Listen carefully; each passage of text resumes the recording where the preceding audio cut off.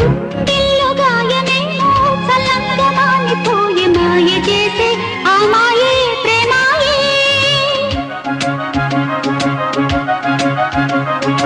ఎంత గాయమైన గానీ నా మేనికేమి కాదు పువ్వు సోకి నీ సోకు కందేనే.